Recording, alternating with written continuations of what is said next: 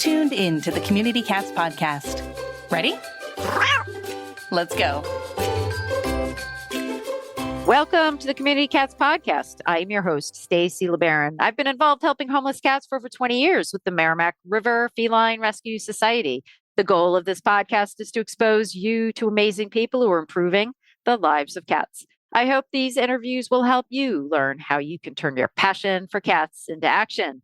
And today we are speaking with E.C. Michaels, who joined the Cat Care Society in October of 2022. As executive director, EC is responsible for overseeing the shelter's operations, marketing, fundraising, programming, and facilities, and working closely with the board of directors.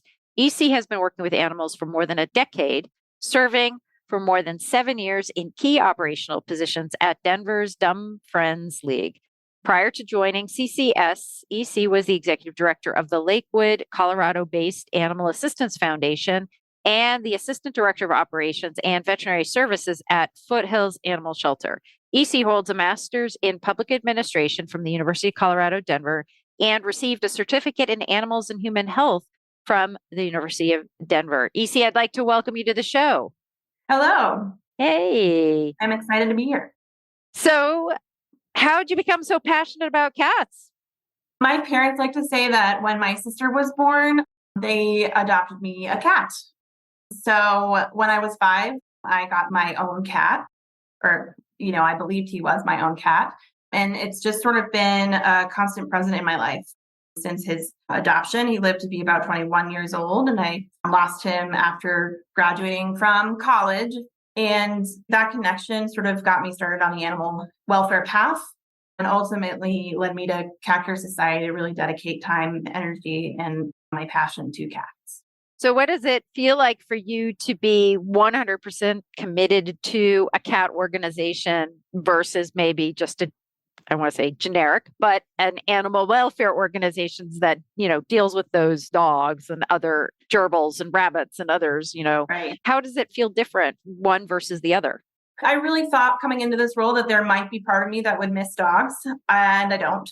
I think the challenges that we have when we're working with cats, when we're exploring the world of cats, of feline medicine, feline behavior, adoption, you name it, is such a growing and blossoming field that there is always something new and exciting to think about. The challenges to get some non-traditional adoption candidates placed has been just an incredibly fulfilling experience. And working with this community that Cat Care has developed over the last 40 years has been just monumental and wonderful. So tell me about the Cat Care Society. What's the main focus and mission of the organization? And then I'm going to sort of walk you through a journey of like all the parts of the organization. Sure. So Cat Care Society was founded in 1981 in Denver. So we have been around for quite some time. And the initial focus of Cat Care Society was really thinking about the issues of overpopulation. There just not being enough homes for cats, specifically as dogs became more popular in homes, as the dog population of adoptions grew bigger. There really wasn't a space for cats. And so our founders really wanted to dedicate the time and energy to providing that space for cats. And over the years, what we've done is really focus on, again, those non-traditional cats. So we've been placing things like FELV and FIV for decades and, consider ourselves sort of on the forefront of placement for cats that may be considered very special needs. We dedicate our time and energy to figuring out how to get those cats into homes. So again, we've been around for quite some time and have moved with the times following feline behavior and feline medicine, which has got us to where we are today, where we're really good at placing those special needs cats. So you mentioned that you have a cage-free facility. That can be defined in many different ways. And since we don't have video of your facility here, what does that really mean? Is it large rooms for 4 to 6 cats, or is it a large room for 30 cats? What does your cage-free look like? So we have a couple different spaces that are cage-free. Our main hallway does hold up to about 20 cats politely without causing some little interpersonal issues. And then from those, we also have different rooms, and the rooms can hold anywhere from about 6 cats to about 10 cats, depending on the size. And so those rooms typically are sort of our more special needs or diet focused cats. Sometimes our fearful cats. We have a cat room that we refer to as the library that people can go in and just sit and read with the cats. We have large catio spaces also that were built into some of these rooms. So a lot of the cats get indoor-outdoor experience. We also recently invested in taking one of our larger colony spaces and breaking it down into small colony spaces that can fit about 1 or 2 cats. So those cats that can't be around other cats or have very specific needs also get that free space, that cage-free option. The one big challenge has always been special diets in a cage-free environment, and that unfortunately then tags that cat to have to be handled in a different way, which is always unfortunate. I mean, when I was working at the Merrimack River Feline Rescue Society, we'd have all the cats out in the space, and then there'd be one in a condo, on the special diet. And then we'd be like, okay, all the food comes up, and we let him come out and walk around for an hour or two. And then we're like, okay, the food goes back down and he has to go back into his little house. And it's a challenge. If you're dealing with so many special needs cats, do you have a constant battle with regards to special diet foods? We do. It never feels as heavy as it seems in some ways. So most of our rooms are a pretty great size. And so we don't necessarily need to let them out into other spaces because the spaces that they have are so great. And since we do focus more on special needs cats, it's often that we have multiple cats that are on the same diet in the shelter. And so those guys get to hang out together. Of course, every so often we have cats that have very, very special diets. But like I said, we've built these kind of condos into one of our spaces. So they still get that space and they still get that enrichment of having other cats around if that's what they would like. Some folks have said to me with the cage-free environment, it makes the cats harder to be adopted because they're not like front and center. They're not being pushed forward because they're in a smaller space. What are your thoughts around the adoptability of these cats in a cage-free environment? I think that was definitely a concern of mine when I stepped into the room. But we in the cat world believe that the cat chooses you. And a lot of times what we see is some of these fearful cats, people walk in and there is some type of connection. We might see these cats not have any interest in us. And someone walks in the room and they think, this person seems okay. And so it's been a really great experience because those connections are made very frequently with some of our more fearful guys. Like I mentioned, we do have a quieter space if they're pretty fearful and we want them to be a little bit more confined. It's still a large room. And the other thing is that a lot of these cats that are pretty fearful, they find a buddy. And the opportunity to find a buddy is such a monumental piece of their socialization and their confidence building. And most of the time, if those guys we realize that they are finding a buddy, we ask them to go home with another cat. Just from that experience of having another cat friend, that a lot of the cats that come into us that are fearful really gain confidence over time and end up finding their person again because they have a comfort, and then that person walks in and they think, I think you're my person. When I'm talking about special needs cats, we've talked about feline leukemia, positive cats. We've talked about CH kitties. You've talked about diabetic cats, renal failure kitties, thyroid. We no longer, at least in my opinion, we no longer have FIV in that list. I think that is pretty much coming off the list of special needs, hopefully, in my opinion. But of that list, what's the most challenging special needs cat to adopt? I guess I should say megacolon. There's another one in there too, right? Correct. I do think diabetes is probably the harder one, just because there's a different type of time commitment with those cats. We recently adopted out a 13-year-old diabetic with possible IBD named Mango. His personality is what really shines through. And a lot of times, again, once we get folks into the shelter, visiting with these cats, talking to our veterinarians and our vet techs about some of the needs of these cats, we see that sort of fear and anxiety lessening because we're willing to have really open conversations of here is where the challenges are going to be. Here is what might happen. But you put a cat like Mango in front of folks and that stuff kind of falls to the wayside. I think a lot of us think, or as we think back about the cats we've had over our lives, many of us say, oh yeah, I did have a diabetic cat, or my friend did. And you realize that it actually is an experience that a lot of people have with cats. And that sort of general kind of connection has made their placement hard, but definitely possible.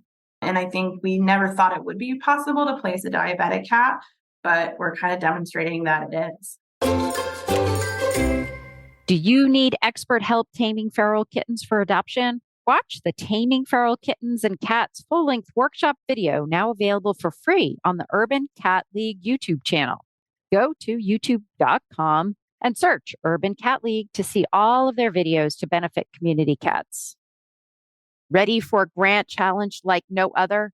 Mark your calendars for this inclusive 2024 Open Arms Challenge. For the entire month of April 2024, animal shelters, foster-based organizations, and public charities are encouraged to create a new program or expand an existing one focused on keeping pets and people together. Learn more about how to register and important dates at maddiesfund.org.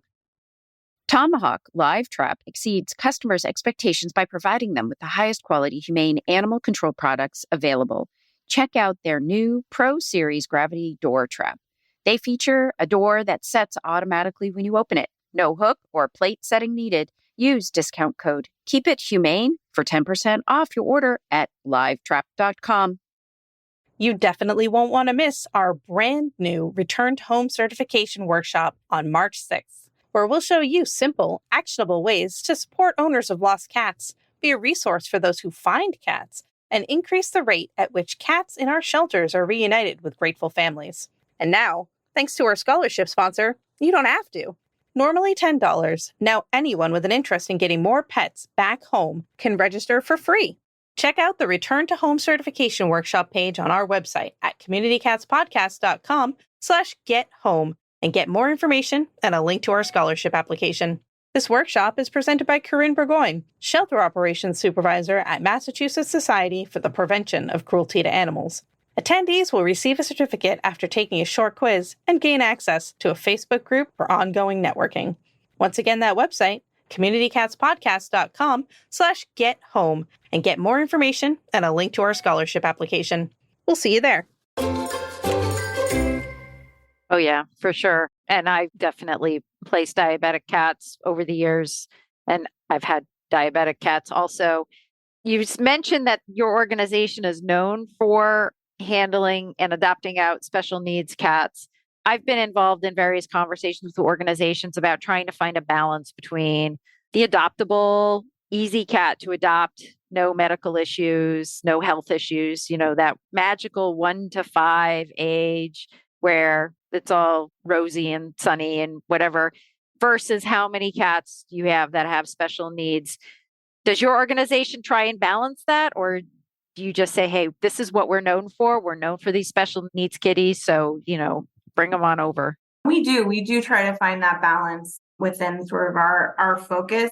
I think one of the things that is incredibly important about cat sheltering is allowing people into the experience of what a cat shelter can look like versus what may be the concept that they have in their head of just sort of kind of a messy, whatever it may be. I think, one of the important things about also having a younger or quote unquote highly adoptable population is it allows that piece of entry of someone to come into the shelter and have a good experience and adopt a cat. And our goal is to make cat lovers and allow education. So even if that person is not adopting one of our everyday fluids kidney cats, they're going to meet that cat and they're probably going to read about it. And so that's just another piece of that connection where we're building more folks that are aware of how these special needs cats are up for adoption and can be adopted. As an organization, how are you feeling these days with regards to the overpopulation of cats in shelters? Are you feeling significantly higher pressures on intakes, or is it status quo? I think we are. We've worked really hard over the last year to really look at our processes and our flow and our pathways and to improve some of those efficiencies where we can so that we can continue to sort of increase our intake. We have the adopters. We see them every day. And so our goal is to continue to sort of refine some of our practices, really learn more about some of these special needs conditions. So we have a pathway when they come into our shelter so that we can continue to increase our ability to intake both special needs and cats that are just in need due to non-adoption space, the community that they're in, those types of things. We have seen the pressure of increasing the intake, and we're kind of rising to meet that need as we can.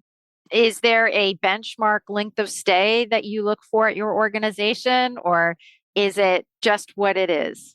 I wouldn't say that we have a benchmark or a number. We accept cats that require significant medical intervention. That in itself is going to take time.